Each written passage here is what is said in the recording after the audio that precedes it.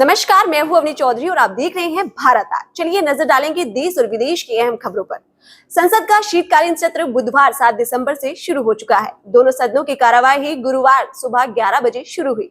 दूसरे दिन उज्ज्वला योजना के बारे में केंद्रीय मंत्री हरदीप पुरी ने जानकारी दी। लोकसभा में multi state cooperative society amendment bill pass हो सकता है। वहीं एनर्जी कंजर्वेशन अमेंडमेंट बिल पर भी राज्यसभा में चर्चा हो सकती है। फिलहाल दोनों सदन 2 बजे तक स्थगित है। यह सत्र 17 दिनों तक चलने वाला है। इस दौरान सरकार संसद में 16 बिल पेश करेगी। पहले दिन जहां राज्यसभा में वन्य जीव संरक्षण विधेयक 2022 पर चर्चा हुई, जबकि लोकसभा में जनसंख्या नियंत्रण कानून लाने की मांग उठी। राज्यसभा के 258वें सत्र का पहला दिन उपराष्ट्रपति जगदीप धनखड़ के लिए भी खास रहा, जो बतौर राज्यसभा स्पीकर कार्यवाही का उनका पहला दिन था।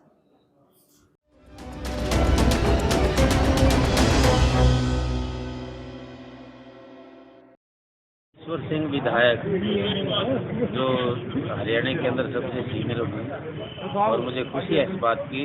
भारत आज का जो शुरुआत हुई है चैनल की, ये जनता को पूरी परिपूर्ण सेवाएं देगा, मार्गदर्शन भी करेगा और हमारी मनोकामना है ये सफल हो। खास खबर हो या सवाल आपका, हम आपको दिखाएंगे विश्वसनीय खबर। इसीलिए हमारे सभी पेजों को कर लीजिए लाइक, शेयर और सब्सक्राइब, ताकि हर खबर पहुंचे आप तक सबसे पहले।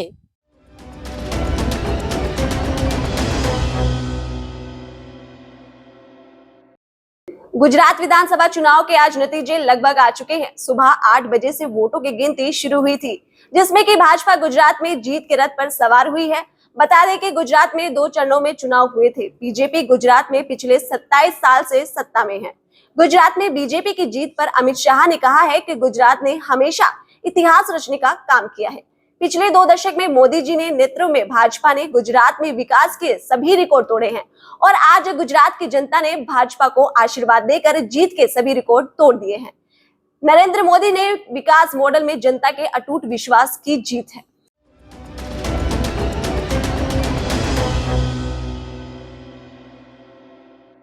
भारत आज, हरियाणा आज का जो टीवी चैनल प्रसारित हो रहा है, बड़े हर्ष का विषय है कि आज समाज की कुरीतियाँ, समाज में सुधार हम कैसे लाएं, इस चैनल के माध्यम से बड़ी अच्छी प्रकार से प्रचार प्रसार हो रहा है। तो मैं इस चैनल की पूरी टीम को बधाई देता हूं और निवेदन भी करता हूं कि वे समाज की जो भी कुरीतियाँ हैं, जो भी समाज की समस्याएं हैं, सरकार के सामने उनको पहुंचाए रखें और समाधान के लिए सरकार को प्रेरित करें। और इस चैनल का भविष्य बड़ा ही उज्जवल है और मैं जाइट कॉन्वेंट स्कूल की टीम की तरफ से, हमारे जाइट ग्रुप ऑफ एजुकेशन की तरफ से एक निर्देशक होने के नाते पूरे विद्यालय की टीम की तरफ से इनको शुभकामनाएं देता हूं।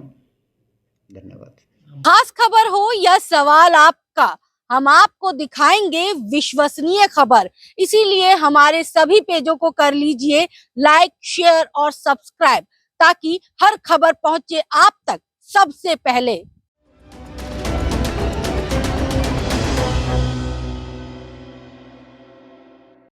यूपी के मैनपुरी में मुलायम का जलवा कायम। प्रत्याशी डिंपल यादव ने यहां से जीत हासिल की है। कड़ी सुरक्षा के बीच मैनपुरी में मतगणना हुई। बता दें कि समाजवादी पार्टी संस्थापक मुलायम सिंह यादव के निधन से ये सीट खाली हो गई थी। अखिलेश यादव की पत्नी डिंपल यादव ने यहां से चुनाव लड़ा और जीत हासिल की। अपने प्रतिद्वंदी बीजेपी के रघुराज शाक्य को हरा दिया। खबर की धड़कन समझते हैं हम, हालात की संजीदगी जानते हैं हम। एहसास है देश और दुनिया देख रही है हमें। जिम्मेदारी जितनी शासन की, उतनी आम हिंदुस्तानी की, क्योंकि हम हैं भारत आज, सबसे आगे। हिमाचल में चुनाव में तख्ता पलट हो गया है। जयराम को लोगों ने अलविदा कहा तो वहीं कांग्रेस का खुले मन से स्वागत किया। आपकी जमानत जब्त हुई। हिमाचल प्रदेश विधानसभा चुनाव के आज नतीजे घोषित हो गए। हिमाचल में कांग्रेस ने जीत का परचम लहराया है। शुरुआती रुझानों में भाजपा और कांग्रेस के बीच कांटे की टक्कर के बाद कांग्रेस ने बढ़त बनाते हुए जीत हासिल कर ली। नतीजों में भाजपा को 25 और कांग्रेस को 40 सीटें मिली हैं, तो वहीं आपका खाता तक नहीं खुला है। धर्म कर्म जीवन संस्कार, कैसा रहेगा आज आपका हाल, क्या कहता है आपका राशिफल।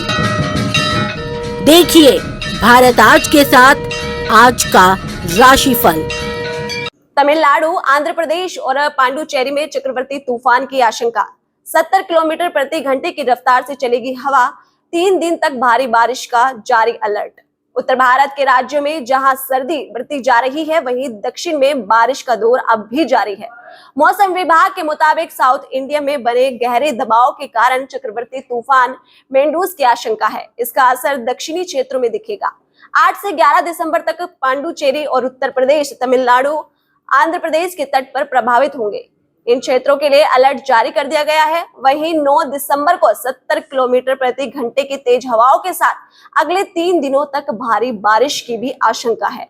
बुधवार को भी बंगाल की खाड़ी के दक्षिण पश्चिम और इससे सटे दक्षिण पूर्व के ऊपर डीप डिप्रेशन बना। गुरुवार को चक्रवात मेंड्यूस कराईकल से लगभग 500 किलोमीटर पूर्व दक्षिण और चेन्नई से 580 किलोमीटर दक्षिण पूर्व में है। तमिलनाडु, आंध्र प्रदेश और पांडुचेरी में चक्रवाती तूफान की आशंका। 70 किलोमीटर प्रति घंटे की रफ्तार से चलेगी हवा। 3 दिन तक भारी बारिश का जारी अलर्ट। उत्तर भारत के राज्यों में जहां सर्दी बढ़ती जा रही है, वहीं दक्षिण में बारिश का दौर अब भी जारी है। मौसम विभाग के मुताबिक साउथ इंडिया में बने गहरे दबाव के कारण चक्रवाती तूफान मेंडूस की आशंका है। इसका असर दक्षिणी क्षेत्रों में दिखेगा। 8 से 11 दिसंबर तक पांडुचेरी और उत्तर प्रदेश, तमिलनाडु, आंध्र प्रदेश के तट पर प्रभावित होंगे।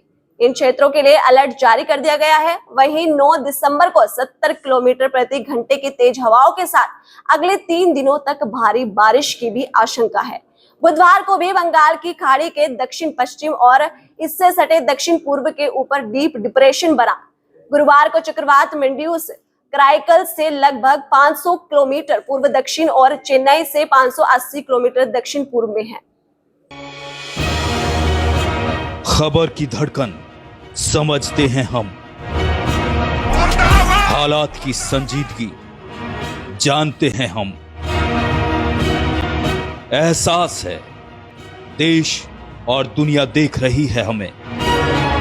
जिम्मेदारी जितनी शासन की, उतनी आम हिंदुस्तानी की, क्योंकि हम हैं भारत आज, सबसे आगे। एलएसी पर बदलाव की कोशिश बर्दाश्त नहीं करेगा भारत। राज्यसभा में विदेश मंत्री ने चीन को दी चेतावनी। बता दें, संसद में शीतकालीन सत्र का आज दूसरा दिन है। सत्र के पहले दिन विदेश मंत्री एस जयशंकर ने चीन को 2 टूक संदेश दिया। उन्होंने कहा है कि लाइन ऑफ एक्चुअल कंट्रोल पर चीन की एक तरफा बदलाव की कोशिश को भारत बर्दाश्त नहीं करेगा। विदेश मंत्री ने बुधवार को राज्यसभा में भारत की विदेश नीति पर बयान के दौरान ये बातें कही। सदन में उन्होंने चीन को चेतावनी दी कि अगर बॉर्डर पर चीनी सेना निर्माण कार्य जारी रखता है तो इसका दोनों देशों पर गंभीर असर पड़ेगा, जो सामान्य नहीं होगा। धर्म कर्म जीवन संस्कार, कैसा रहेगा आज आपका हाल, क्या कहता है आपका राशिफल। देखिए भारत आज के साथ आज का राशिफल। दिल्ली के बीजेपी हेडक्वार्टर में जीत का जश्न शुरू। गुजरात में भाजपा लगातार 7वीं बार सरकार बना रही है। इस जीत का जश्न सुबह से शुरू हो गया है। दिल्ली के Bharatiya Janata party head office में कार्यकर्ताओं ने गुजरात में रिकॉर्ड जीत का जश्न मनाना शुरू कर दिया। इस जीत की खुशी दोगुनी करने के लिए पीएम मोदी शाम 6 बजे कार्यकर्ताओं को संबोधित करेंगे।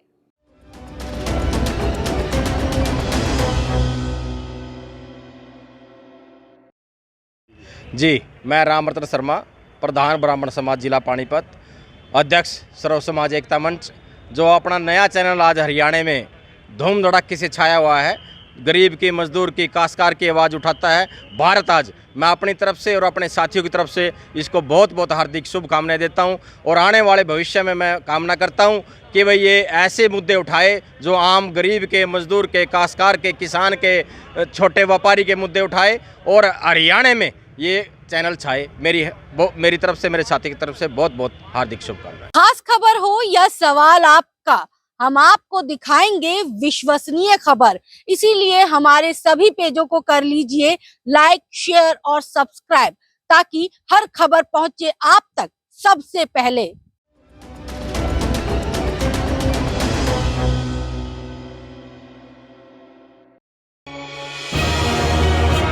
खबर की धड़कन समझते हैं हम, हालात की संजीदगी जानते हैं हम। एहसास है देश और दुनिया देख रही है हमें। जिम्मेदारी जितनी शासन की, उतनी आम हिंदुस्तानी की, क्योंकि हम हैं भारत आज,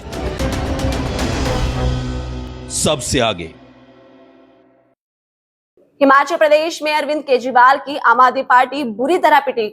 तमाम मुक्त सेवाओं के ऐलान के साथ पंजाब की तर्ज पर हिमाचल में भी सफाई के लिए निकली आपकी झाड़ू पहाड़ की चढ़ाई चढ़ते हुए हाफ गई। दिल्ली और पंजाब में रिकॉर्ड जीत दर्ज करने वाले आप हिमाचल में खाता तक नहीं खोल पाए। आलम यह है कि किसी भी सीट पर आप प्रत्याशी अपनी जमानत तक नहीं बचा पाएंगे, जबकि आपने प्रदेश की जनता को तीसरा विकल्प देने का वादा किया था। आपसे पहले भी हिमाचल में करीब 9 राष्ट्रीय और क्षेत्रीय पार्टियां तीसरी विकल्प देने की कोशिश कर चुकी हैं, मगर अभी तक किसी को भी सफलता हाथ नहीं लगी है। इसकी वजह हिमाचल प्रदेश की जनता का 2 प्रमुख पार्टियों कांग्रेस और भाजपा पर विश्वास है। यहाँ की राजनीति 5 साल कांग्रेस और 5 साल भाजपा के पास रहती है।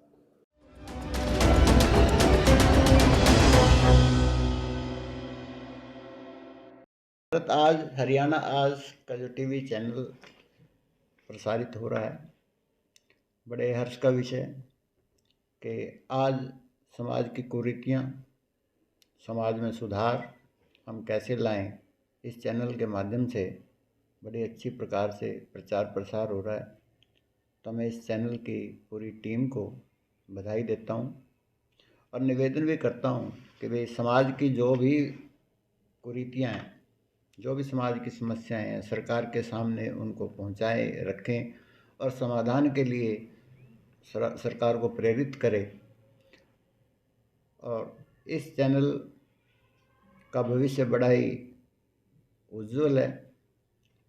और मैं जाइट कॉन्वेंट स्कूल की टीम की तरफ से, हमारे जाइट ग्रुप ऑफ एजुकेशन की तरफ से एक निर्देशक होने के नाते पूरे विद्यालय की टीम की तरफ से इनको शुभकामनाएं देता हूं। धन्यवाद। खास खबर हो या सवाल आपका, हम आपको दिखाएंगे विश्वसनीय खबर। इसीलिए हमारे सभी पेजों को कर लीजिए लाइक, शेयर और सब्सक्राइब, ताकि हर खबर पहुंचे आप तक सबसे पहले।